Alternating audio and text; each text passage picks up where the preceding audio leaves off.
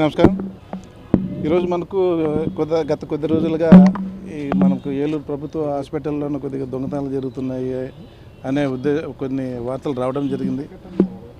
దాని మేరకు మా ఎస్పీ గారు స్పందించేసి విజిట్ చేసేసి దీనిలోనే కొద్దిగా విజిట్ చేసి ఏ ప్రాబ్లమ్స్ ఉన్నాయని చెప్పి ఒకసారి కనుక్కోమని చెప్పడం జరిగింది. దాని మేరకు ఈరోజు ఈ హాస్పిటల్ను సందర్శించడం జరిగింది. ఆర్ఎం గారితో పాటు మా 2 టౌన్ సి ప్రభాకర్, మా ఎస్ఐస్తో పాటు ఇక్కడ మామూలు సెక్యూరిటీ గార్డ్స్ కూడా ఉన్నారు. దగ్గర 59 మంది వరకు ఇక్కడ సెక్యూరిటీ గార్డ్స్ కూడా ఉన్నారు. వాళ్ళకి చెప్పడం జరిగింది, జాగ్రత్తగా ఉండాలి, ఎలాంటి జాగ్రత్తలు తీసుకోవాలి, ఎలాంటి దొంగతనాలు జరుపుకోకుండా అని. అలాగే సీసీ కెమెరాలు కూడా కొన్ని పనిచేయటం లేదు. ఇప్పుడే ఆసుపత్రి వర్గాల వరకు, అధికార వర్గాల వరకు కూడా వాళ్ళ దృష్టికి తీసుకొని రావడం జరిగింది. వాళ్ళు కూడా తొందరలోనే కెమెరాలు ఇన్స్టాల్ చేస్తామని చెప్తున్నారు. కొన్ని పనిచేయటం లేదు, అవి కూడా రిపేర్ చేస్తున్నారు. మిగతావి పనిచేస్తున్నాయి. అయినప్పటికీ చాలా కెమెరాలు మనకు కావాల్సి ఉంటుంది. ఎందుకంటే దగ్గర 2500 నుంచి 3000 వరకు ప్రతిరోజు ఇక్కడ ఈ హాస్పిటల్ను సందర్శిస్తుంటారు. అది సిబ్బంది కావచ్చు, ఇక్కడ పేషెంట్స్ కావచ్చు, వాళ్ళకు సంబంధించిన అటెండర్స్ కావచ్చు, వీళ్ళంతా కూడా చాలామంది వస్తుంటారు. కాబట్టి ఈ విధంగా చాలా బిజీగా ఉంటుంది ఈ హాస్పిటల్. అయినప్పటికీ ఇక ముందు అలాగే ఇంతకుముందు బాగానే చేస్తున్నారు వాళ్ళ ఉద్యోగాలు. ఇప్పుడు దొంగతనాలు కూడా సంబంధించేసి ఈ సంవత్సరం ఇంతవరకు 4 మోటార్ సైకిల్ దొంగతనం జరిగింది. అయితే అందులో 3 మోటార్ సైకిల్ ఆల్రెడీ మనము స్వాధీనపరచుకోవడం జరిగింది. వాళ్ళని అరెస్ట్ చేసి జైలు కూడా పంపించడం జరిగింది. ఇంకొక మోటార్ సైకిల్ కూడా దాన్ని మనం ట్రేస్ చేయాల్సి ఉంది, అది కూడా చేస్తాము.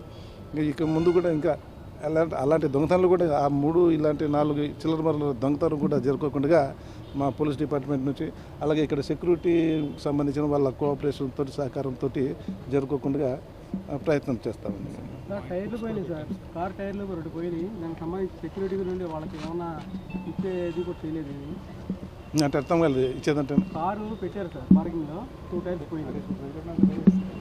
ఓకే, దాని గురించి కూడా ఇప్పుడు విచారిస్తాం. అది అంటే ఇప్పుడు వాళ్ళ దగ్గర నుంచి ఏం కంపెన్సేషన్ ఏమి అది అంటున్నారా మీరు? అవును సార్, సెక్యూరిటీ నుండి మరి వాళ్ళకి అంటే ఒకటి చెప్పేదండి, ఇప్పుడు ఒకటి ఇది పార్కుడు కాదు, ఇది ఫీజు, ఇది ఫ్రీ పార్కింగ్. ఇది ఏమే మనం కూడా మన జాగ్రత్తలు మనం చూసుకోవాలి. అంటే కొన్ని ఇలాంటి సంఘటనలు జరగకుండా మన జాగ్రత్తలు కూడా మనం ఉండాలి. ఎక్కడో పార్క్ చేసేసి ఈ విధంగా మనము ఉండకూడదు. మొత్తం అంతా ఇప్పుడు ఎందుకంటే 2 వీక్స్ పార్క్ చేయడం జరిగింది. అంటే అది కాదు కదా, ఇదే పార్కింగ్ ప్లేస్ కాదు కదా, లేకుంటే పెయిడ్ పార్కింగ్ కాదు కదా. ఒకరు 2 వారాలు అలా పెట్టిపోతే ఎవరు బాధ్యత? మనకు కూడా సోషల్ రెస్పాన్సిబిలిటీ ఉంటుంది.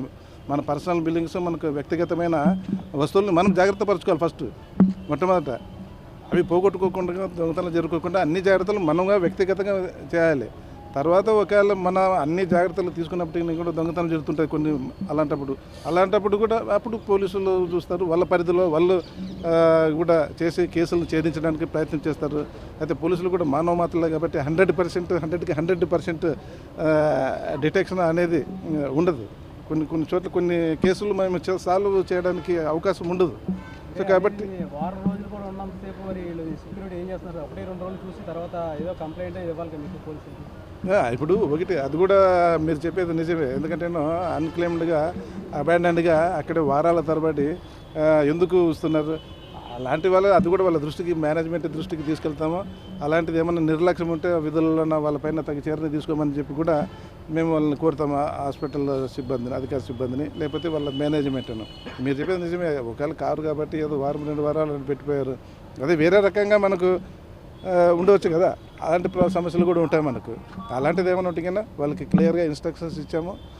అలాంటివి ఏమన్నా అంటే రోజుల తరబడి అలాగే పార్కింగ్లో ఉంటే ఎవరు క్లెయిమ్ చేయకుండా అలాంటివి ఉంటే అలాంటివి ఇమ్మీడియట్గా పోలీసుల దృష్టికి తీసుకుని వచ్చేస్తే దానిపైన మేము సత్వర చర్యలు చేపట్టడానికి అవకాశం ఉంటుంది. తద్వారా ఎలాంటి దొంగతనాలు కానీ లేకపోతే వేరే ఇతరత్ర అవాంఛనీయ సంఘటనలు జరగకుండా ఉండడానికి మనకు అవకాశం ఉంటుంది. మీరు చేసిన సూచన చాలా మంచిది, విలువైంది. దాన్ని తప్పకుండా మేము దాన్ని స్వీకరిస్తాం. ఇక్కడ మేము పోలీసులు యాక్చువల్ ఇది జరుగుతున్నప్పటి నుంచి మనము ఈ పోలీస్ బీట్ కూడా ఇక్కడ పోలీస్ అవుట్ పోస్ట్ ఉంటుంది. రౌండ్ దిక్కులాగా హెడ్ కానిస్టేబుల్ గారు ఉంటారు. దానికి అదనంగా కూడా మనం పెట్రోలింగ్ అరేంజ్ చేయడం జరిగింది. రాత్రిపూట కూడా వస్తారు. ఇక్కడ పాయింట్ బుక్స్ కూడా పెట్టాము, వాళ్ళందరూ కూడా వస్తారు. నైట్ రౌండ్స్ ఆఫీసర్స్ కూడా ఇక్కడ విజిట్ చేస్తారు. మా పరిధిలో మేము చర్యలు తీసుకుంటున్నాం. బట్ ఇంకా దాన్ని